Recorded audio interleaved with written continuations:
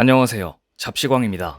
일본의 엔저 상황이 심상치 않게 돌아가고 있습니다. 엔저는 기본적으로 일본 경제 성장의 원동력이 되지만 극단적인 엔저 상황이 너무 오래 지속하다 보니 이제는 부작용이 속출하면서 오히려 일본 경제에 악영향을 끼치기 시작했습니다. 그러자 최근 일본의 중앙은행인 일본은행이 이르면 내년 1월 마이너스 금리를 종료할 수 있다는 전망까지 내놓았습니다. 로이터에 따르면 일본은행에서 이사와 수석 이코노미스트를 지낸 마에다 에이지는 일본은행이 마이너스 금리를 종료하기로 결정하면 일본이 인플레이션이 2% 근처에서 안정화되고 경제를 자극하거나 냉각시키지 않는 수준으로 단기 차익 비용을 인상해야 할 것이라고 전망했습니다.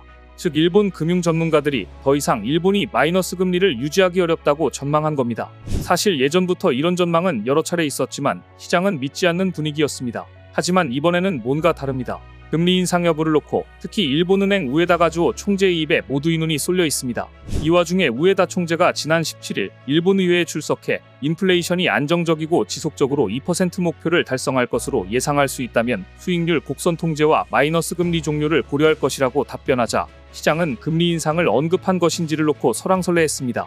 게다가 엔화 약세 정책을 계속할 것인가를 두고 일본의 경제인 단체이자 지금까지 엔화 약세로 많은 이익을 본 게이단렌까지 나서 일본은행을 압박하기 시작했습니다.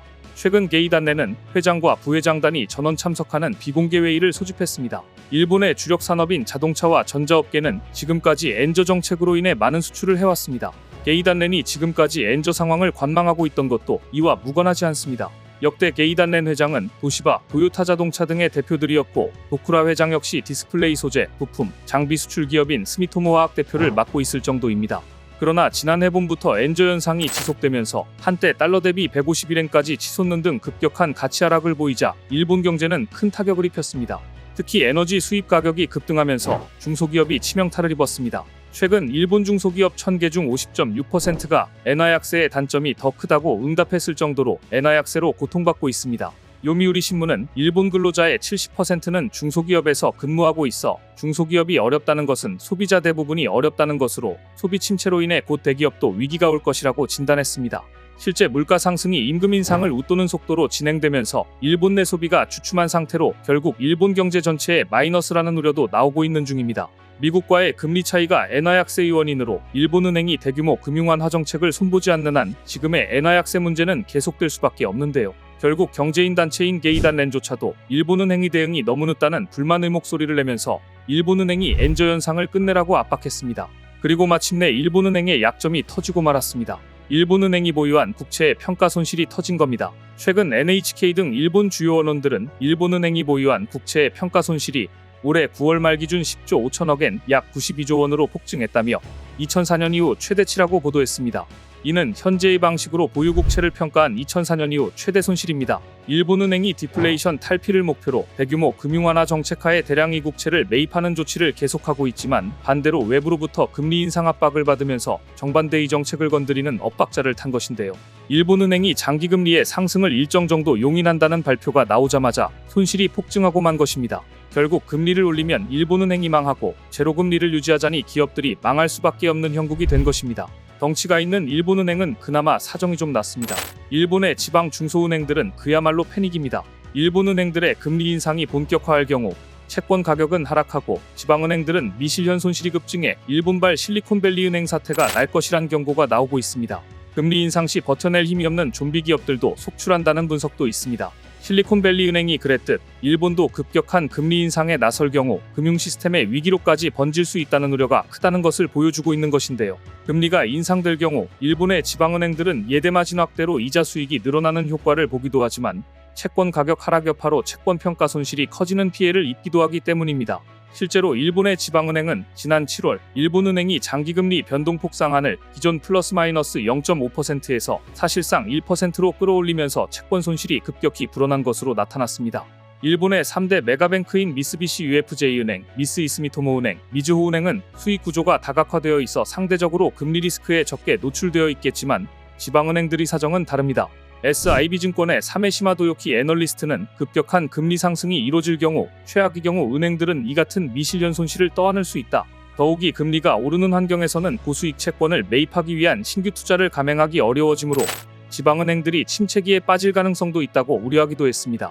미국 실리콘밸리 은행 사태가 그랬듯이 한 은행의 파산이 우려되면 서로 앞다투어 예금을 인출하려는 뱅크런 사태가 벌어지는데, 과거와 달리 일본인들의 온라인 뱅킹 사용률이 높아졌기에 이전의 금리 인상기와는 상황이 매우 다른 상황이 펼쳐질 가능성도 배제할 수 없습니다.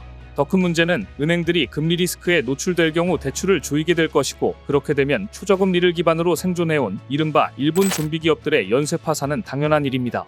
일본의 제국 데이터뱅크에 따르면 한 해 벌어들인 수익으로 이자조차 갚지 못하는 일명 좀비 기업들이 지난 3월 기준 18만 8천 곳에 달하는 것으로 집계됐는데요. 즉 지방은행의 파산과 좀비 기업의 연쇄 파산은 이제 일본 입장에서 피할 수 없는 시나리오입니다. 결국 경제위기를 직감한 일본 지방은행들이 먼저 폭주하기 시작했습니다. 지방은행들이 자체적으로 예금금리를 미친 듯 올리기 시작한 것인데요. 얼마 전 일본 최대 은행인 미쓰비시 UFJ 은행이 정기예금 금리를 100배 인상하기로 결정했습니다. 이 은행이 10년 만기 정기예금 금리를 올린 건 12년 만에 처음 있는 일입니다. 미쓰비시 UFJ 은행의 이 같은 파격적인 조치는 일본은행 금융정책 수정에 따른 것입니다. 일본은행이 정책 수정에 나서 5년 이상 금리 수준이 상승하는 방향으로 가닥을 잡자 미쓰비시 UFJ도 예금 금리를 인상한 것입니다. 현재 일본의 장기금리는 0.9%대로 10년 만에 사상 최고치를 기록 중입니다. 이제 일본의 제2금융권인 스미토모 생명보험, 메이지아스다 생명보험 등도 수년 만에 금리를 인상할 것이란 예상이 나오는 가운데, 일본 언론들은 일본 내 은행들의 금리 인상이 본격화될 것으로 전망하고 있습니다. 하지만 이를 믿고 돈을 예치했다가 은행 파산으로 뱅크런 사태를 맞게 될 위험 또한 있습니다. 즉 엔저 기반의 성장이 끝나고 부작용에 직면하자 일본 경제의 대혼란 시기가 시작된 것입니다. 게다가 최근 들어 일본은행에 대한 신뢰성마저 바닥을 치고 있습니다. 지난달 일본은행 간 이체결제 시스템에 장애가 발생해 일본의 메가뱅크 중 하나인 미쓰비시 UFJ 은행과 리소나은행을 비롯한 10개 금융사의 이체 서비스가 중단됐는데요. 결제 시스템 마비로 이날 일본 전역에서 무려 506만 건의 금융 처리가 지연되는 사건이 발생한 것입니다. 그런데 원인을 조사해보니 어이가 없었습니다. 일본 통신그룹인 NTT 이자회사 NTT 데이터의 프로그램 오류 때문인 것으로 드러났기 때문입니다. NTT 데이터의 소프트웨어 불량으로 일본은행 전체가 마비된 것입니다. 이번 장애와 관련해 금융기관들은 손해를 본 이용자에게 보상할 방침이지만 금융 데이터 하나 제대로 못하는 일본은행의 수준에 대해 일본 국민들의 실망은 너무나 오래된 것입니다.